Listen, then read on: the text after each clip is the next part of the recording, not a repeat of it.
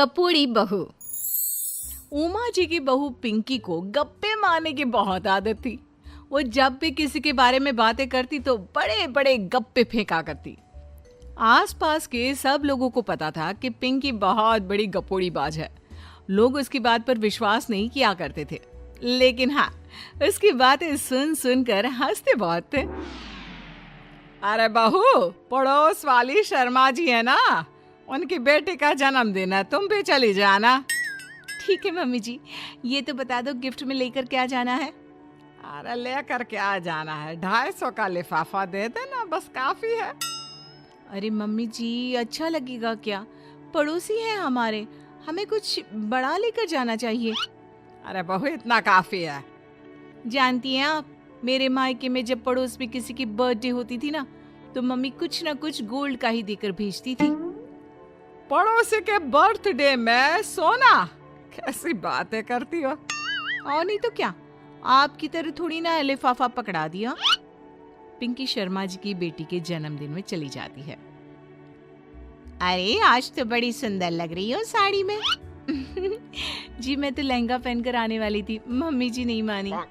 अरे बेटा, birthday party में तो साड़ी चल जाती है, मेरा मतलब कोई शादी थोड़ी ना है। कैसी बात कर रही हैं आप आंटी जी? मेरे मायके में तो छोटे छोटे फंक्शन भी हम लोग लहंगा बनवाते थे बुटीक से, डिजाइन करवाकर।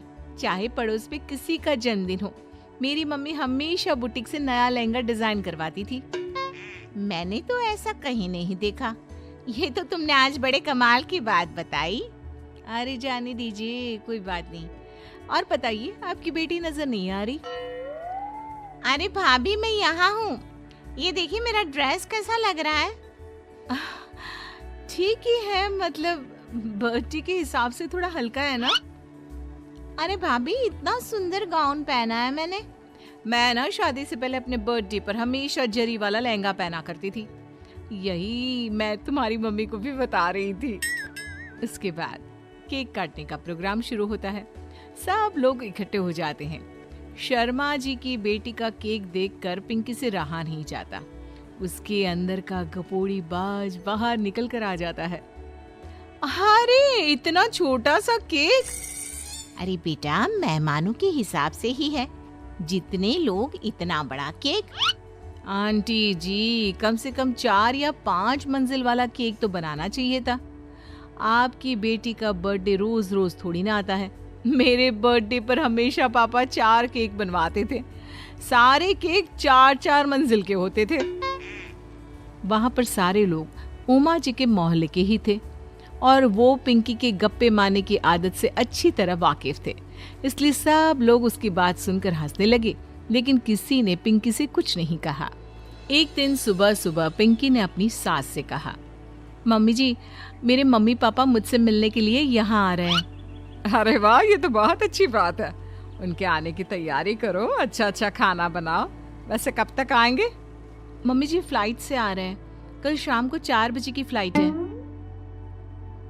फ्लाइट? लेकिन बेटा, तेरा मायका तो यहाँ से 2 घंटे की दूरी पर है। तेरे मम्मी पापा फ्लाइट से कब से आने लगे? अरे मम्मी जी, आपको पता नहीं है, मेरे मम्मी पापा ना आधे घंटे की दूरी के लिए भी फ्लाइट का टिकट बुक करवाती है। अरे गप्पे थोड़े कम मारा करो बहू, कोई फ्लाइट से तब आएगा ना जब यहाँ पर एयरपोर्ट होगा। तुम्हारी मम्मी क्या उड़कर आएगी घर में? अरे हाँ मम्मी जी, मैं तो भूल ही गई थी। वो क्या ना, मेरे मम्मी पापा हमेशा फ्लाइट से ही ट्रैवल करते हैं, तो मेरे दिमाग से ही निकल गया था। अगले दिन पिंकी के मम्मी और पापा पिंकी से मिलने के लिए उसके घर आते हैं। आइए आइए जी, आपका बहुत बहुत स्वागत है। और समदन जी, हमारी बेटे की कोई शिकायत तो नहीं ना? ठीक से संभाल लिया है ना आपका घर? अरे मेरी बहू बहुत समझदार है, घर का काम बहुत अच्छे तरीके से करती है। बस थोड़ा ज्यादा बोलने की आदत है उसे, आपको परेशान करती होगी ना? बात तो आपकी सही है, उसकी थोड़ा ज्यादा नहीं बहुत ज्यादा बोलने की आदत है।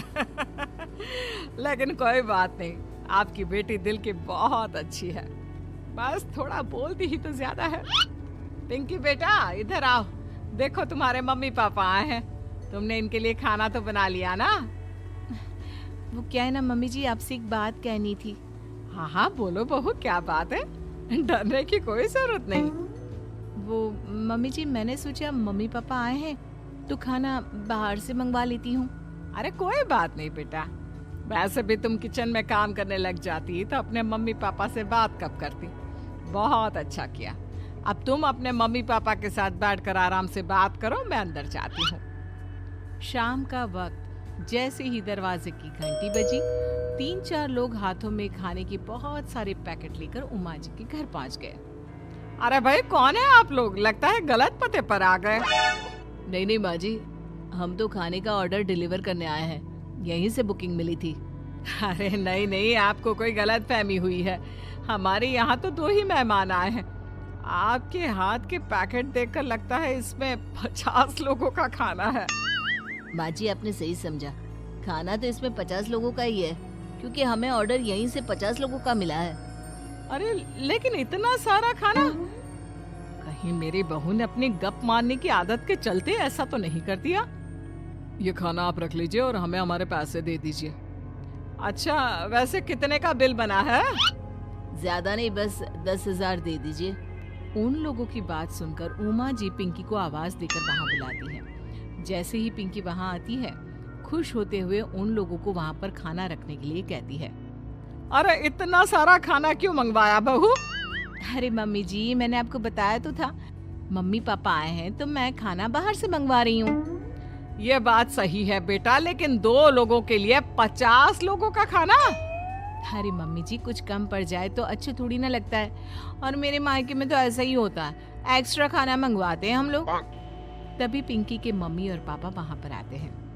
अरे बेटा, एक्स्ट्रा खाना मंगवाने का मतलब ये थोड़ी ना होता है कि 2 लोगों के खाने के लिए 50 लोगों का खाना मंगवा लो।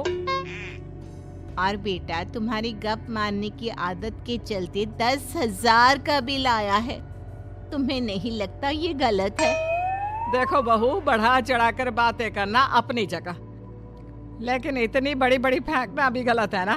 पहली बात तो इतने सारे पैसे लगे, और दूसरी बात खाना वेस्ट होगा। आप लोग ठीक कहते हैं, मैं आज के बाद अपनी इस आदत को कंट्रोल करने की कोशिश करूंगी और अब से गप थोड़ी कम मारा करूंगी। पिंकी की बात सुनकर सब लोग हंसने लगे।